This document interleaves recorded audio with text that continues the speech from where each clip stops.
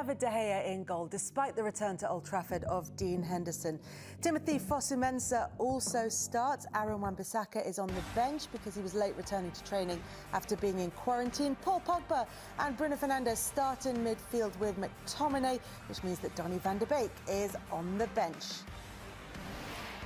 Just one change to the Palace side that started last weekend. Mamadou Sakho is in for Scott Dann, and it's a front two of Jordan Ayew and Wilfried Zaha. In goal, Henderson is on the bench. Timothy Fosu-Mensah played in 2 of the last 3 games last season. He starts again today. Lindelof and Maguire in the centre of Manchester United's defence, and Luke Shaw at left back.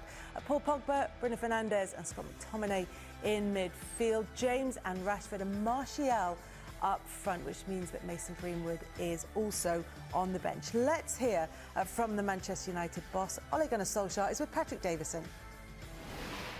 Well, Ollie, after a complicated pre-season, a number of big selection calls for you today. Should we start with midfield? Donny van de Beek only on the bench. Paul Pogba does start. What's the thinking there? What's happened? Well, Paul's been training. They will play with a lot of freedom, and also they already start the game, because sometimes people doesn't understand after the pre-season.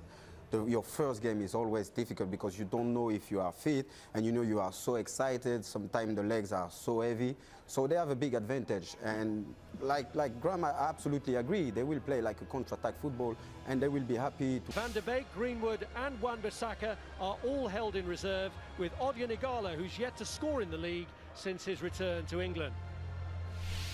Crystal Palace fell at the first hurdle in both cups last season and are already out of this year's Carabao Cup after Roy Hodgson. Well, good start to this season for Crystal Palace, but things fell away for them a little at the back end of the last campaign, especially away from home. They didn't score away in their last 4 matches on the road.